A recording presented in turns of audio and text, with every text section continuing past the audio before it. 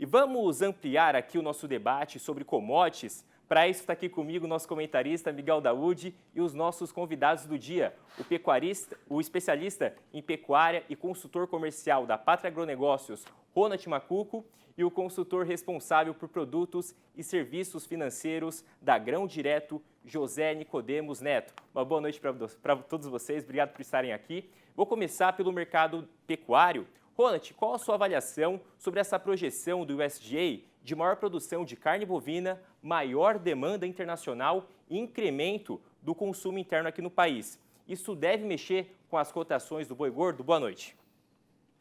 Boa noite, João. Boa noite, demais aqui. Olhando para esses números, João, no curto prazo, acredito que o movimento será tímido em preço. Quando olho hoje para a pecuária brasileira, estamos vivendo nesse ciclo pesado de fêmea vindo para o abate, fazendo com que essa notícia ela seja uma notícia altista no médio e longo prazo. No curto prazo, essa informação ela traz para nós apenas um direcional.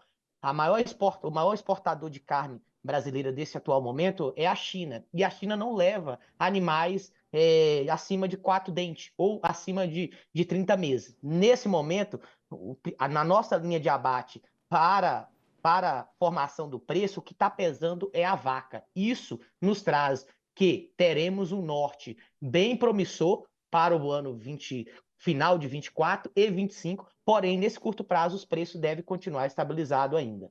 Perfeito. Agora eu vou trazer o Nicodemos aqui para o nosso bate-papo. A gente viu pelos dados do CPEA, tanto a soja quanto o milho tiveram fevereiro com preços bem inferiores a igual o mesmo mês de 2023. Nicodemos, esse é o novo patamar?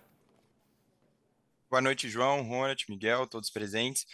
Talvez a gente não possa chamar de novo patamar, né, o novo normal, porque nós trabalhamos com o mercado volátil e essa situação ela não é nova para nós, né? Tanto a alta quanto a queda dos preços, mesmo, né, quando a gente compara a commodity agrícola ali, principalmente a soja e o milho, a outras commodities, desde delas, né, commodities metálicas ou energéticas, a volatilidade é menor. Então o preço sobe e desce, mas num volume, né, numa expressividade menor. Então a gente não pode chamar isso de novo normal.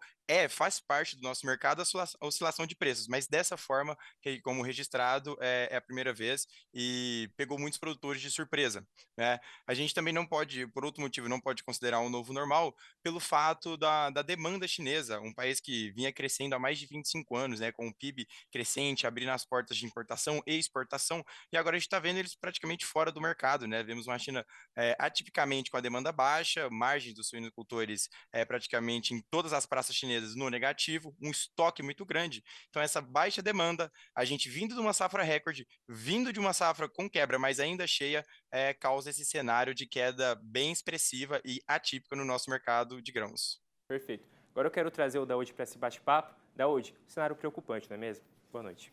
Boa noite, João. Boa noite aos nossos amigos entrevistados. É um cenário preocupante, mas não é para nos preocuparmos tanto, né? O que ocorreu? Nós tivemos aí a pandemia, tivemos uma guerra, onde os grandes compradores, não sabendo o que poderia acontecer, constituíram estoques. E o preço subiu. E nós navegamos nessa onda. Foi um momento muito oportuno. Bom, isso acabou, né? Esse cenário, ele foi uma lombada que os produtores, os pecuaristas atravessaram e agora estão ali tentando se ajustar diante de que o pecuarista comprou um bezerro com preço, está vendendo a carne para o outro. O produtor de soja segurou porque ele achava que poderia ser um outro cenário. Eu diria que e tem um ditado célebre no mercado financeiro que diz o seguinte: a árvore nunca chega no céu e o braço nunca arrasta no chão. Eu acho que o momento agora é um momento de composição desses preços e não tenha dúvida, vai ter uma recuperação. O que o produtor tem que entender esse cenário, está aí os dois especialistas, né? E esse cenário, na minha opinião, que acompanha muito o sistema financeiro, eu acho que ele está se encerrando e a gente pode ter um outro momento de recomposição desses preços. Aproveitando a sua presença aqui, você quer fazer pergunta para os nossos entrevistados? Sim, eu faria aqui para o Nicodemos. Você acha que Os custos hoje, apesar de queda nos insumos, eles tiveram uma alta, né? No patamar que nós estamos vendo, a soja e o milho, há sustentabilidade, há uma sustentação, desses preços por muito tempo? Miguel, quando a gente olha a composição completa dos custos ali, que o produtor vai trazer para o safrinha, o que ele vai trazer para a próxima safra de soja, considerando o cenário atual, né, vamos pegar tudo que a gente tem até hoje, os dados que nós temos até hoje, eu não vejo uma sustentação nesse patamar de preço para o longo prazo. Porque o produtor ele vai ter que honrar com o custeio financeiro dele, ele tem que honrar com vários outros encargos, além de que, com esse preço baixo da soja, e ele tendo que originar os insumos já para suas próximas safras, né, a safrinha do milho agora, do milho de inverno e a safra de soja, ele vai ter que diminuir a área de plantio. E, consequentemente, pela lei da oferta e a demanda, nós vamos ter aí de volta esse desequilíbrio negativo produtor hoje, ele vai se tornar positivo lá no longo prazo, e isso provavelmente vai trazer essa sustentação nos preços. O que a gente tem que entender também no cenário da soja e do milho é que não só o Brasil importa, mas nós temos aqui nossos vizinhos, a Argentina, nós temos agora o Paraguai aí vindo com a safra cheia, né, para os níveis dele, e essa sazonalidade de Chicago, Estados Unidos, aí, nosso maior concorrente na produção da oleaginosa e no cereal do milho. Então, quando nós olhamos no longo prazo, sim, eu vejo que vamos voltar para o equilíbrio, porque agora ele está num cenário desequilibrado para o produtor, questão de preço de venda, custo de produção, mas no curto prazo, talvez se assemelhe um pouco ao que o Ronald disse no cenário do boi, a gente não tem muitos movimentos, muitos fatores expressivos para ter essa retomada adiantada nas cotações. Perfeito. Trazendo o Ronald de volta aqui, a projeção do USDA tem algum impacto nas intenções de confinamento ou outro ciclo pecuário neste momento, Ronald?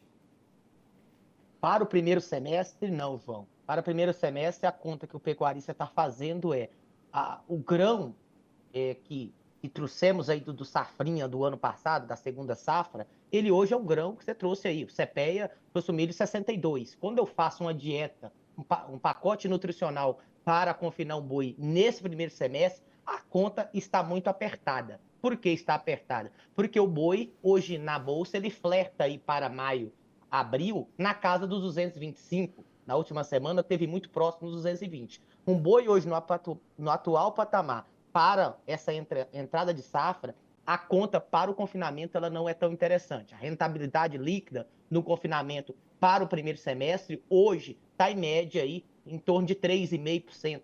Quando um histórico para um pecuarista tomar uma decisão de colocar animais no coxo nesse primeiro semestre ou no histórico, seria acima de 8,5% a 9%. Então, estamos falando aí que a rentabilidade líquida em reais por animal abatido no confinamento está em torno aí de R$100.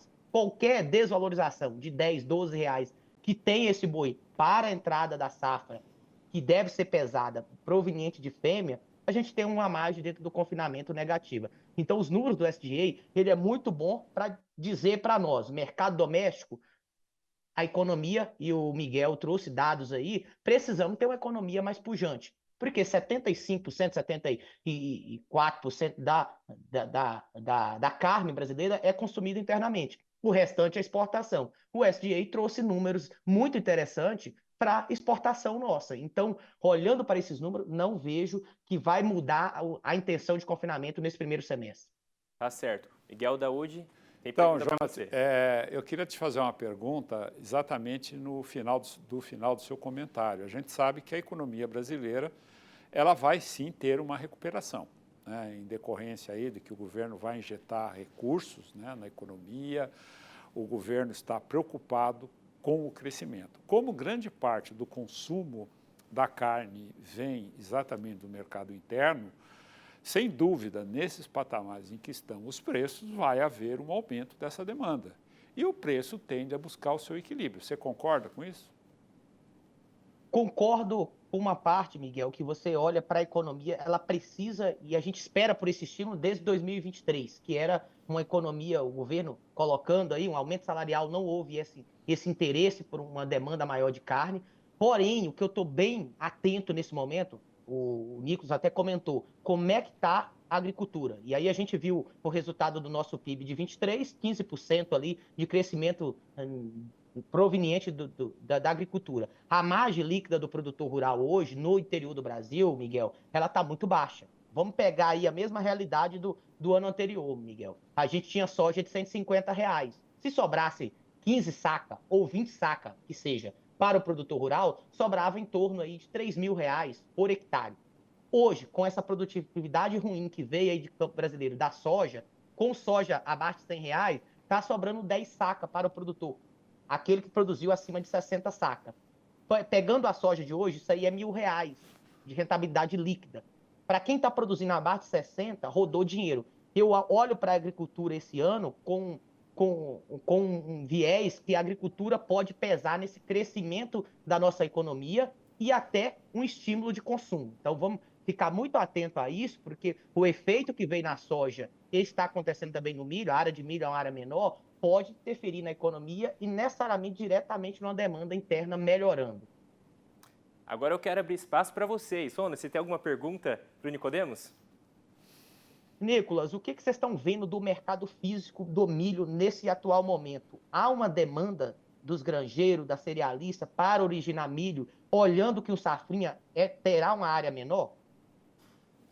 Ronald, demanda interna está da mão para a boca. Então ele está comprando ali o suficiente, ele está com o estoque montado muitas vezes. As granjas, né, grandes granjas que nós atendemos aqui, estão trabalhando nesse sentido.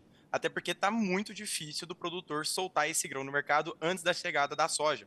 Então tem muito produtor que aqui na nossa região, principalmente, né, pegando o Sudeste como um todo, está atrasando um pouco ali a colheita devido às chuvas, devido ao atraso do plantio ou replantio, no caso de alguns outros produtores, e esse milho está armazenado.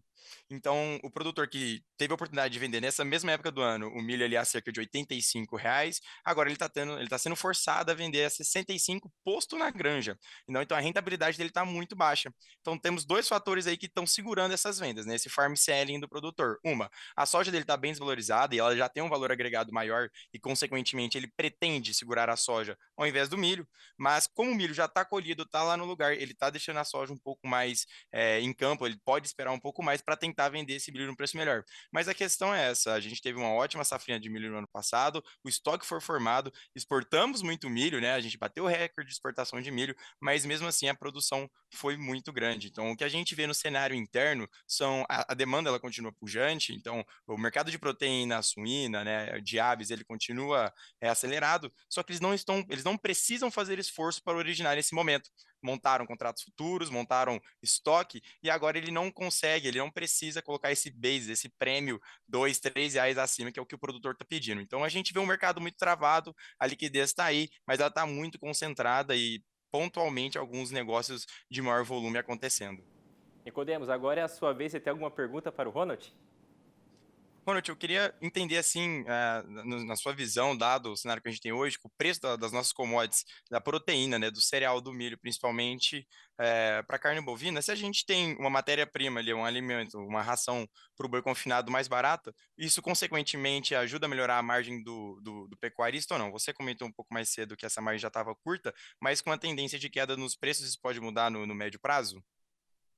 E olharmos para o segundo semestre, sim, hoje todo o mercado olha para o segundo semestre que teremos uma safra de milho em área menor, mas isso não quer dizer que teremos preços maiores. Por quê? As trade no interior está pagando no nosso milho hoje preços que não estimula o milhocultor a colocar aí a mercado a vender. Hoje uma Cargill, uma Bunge, uma DM, empresas que Cofco, que faz exportação, paga no interior do Mato Grosso em torno de R$ 32, R$ 33 no milho. Vale do Araguaia, região de água boa, Canarana, milho de R$ 29. Goiás, milho de 30. Desculpa, 39, 38. Então, olhando, se a gente tiver uma exportação menor, quer dizer que vai sobrar mais milho internamente, mesmo com a área menor. Se isso acontecer, isso é um fator que vai chamar, sim, o pecuarista para o segundo semestre, para o confinamento. Até pelo atual momento, né? Se se a rentabilidade melhora por uma matéria-prima, por um custo nutricional mais barato, o pecuarista vai arriscar sim. E aí, se as margens melhoram, é o que o Miguel comentou aqui. Se a gente tem um incremento também na economia doméstica, coisa que a gente já espera, né, Miguel? Esperava em 2023, isso não aconteceu, a gente espera para esse 24. Então, o fator de grão mais barato pode influenciar, sim, numa oferta e numa procura maior para o confinamento no segundo semestre. Daúde, quer amarrar esse finalzinho aqui do nosso bate-papo? Quero sim. Uma coisa que me preocupa muito são aqueles produtores que têm arrendamento, né? Pela margem de rentabilidade que nós estamos vendo, que foram muito bem colocados pelos nossos dois entrevistados, quem tem arrendamento, já existe no cenário uma prospectiva, né? Uma prospecção em relação a esse futuro. Evidentemente, esses não vão conseguir produzir, porque não vão pagar o arrendamento. E isso vai levar, sem dúvida nenhuma, a um aumento do endividamento, uma diminuição da oferta e, consequentemente, o mercado trará para o presente este cenário e os preços podem sim melhorar, não levando muito tempo e também contando com a taxa de juros, que vai ajudar tudo isso.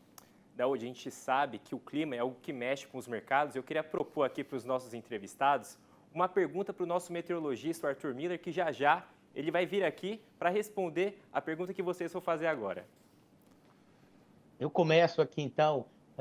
Como é que está aí? Acho que o Dalude trouxe algo aqui interessantíssimo, que é margem líquida do produtor. E aquele que tem a renda, o nível de alavancagem ele é muito maior. Como é que estará esse clima olhando aí para o mês de abril? O março já se adentra aqui.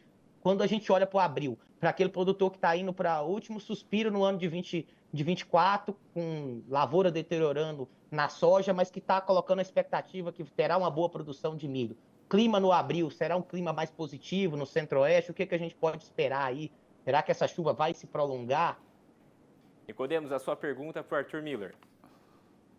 Então, eu gostaria de entender, visto que quem vai colocar a safra em campo agora de soja e milho é o norte-americano, a gente veio agora de um El Niño forte, inclusive, que trouxe secas aí na região, principalmente no centro-oeste brasileiro. Quais são as perspectivas, né, com os dados atuais, de um nível, caso ele aconteça, como que pode ser a interferência do Laninha, né, a força que ele pode chegar lá na safra norte-americana? Perfeito. Muito obrigado pela presença de vocês. Foi um prazer ter vocês aqui e enriquecer o nosso debate. Tchau, obrigado. Daúde, muito obrigado. Muito obrigado. Obrigado a vocês. Eu que agradeço, João, a oportunidade de estar aqui nesse novo horário, né, do Rural Notícias, com mais tempo, né, para os comentários, para as análises, inclusive... Ninguém vai poder reclamar que você não teve tempo para comentar, né? Exatamente. Daúde, obrigado, rapazes.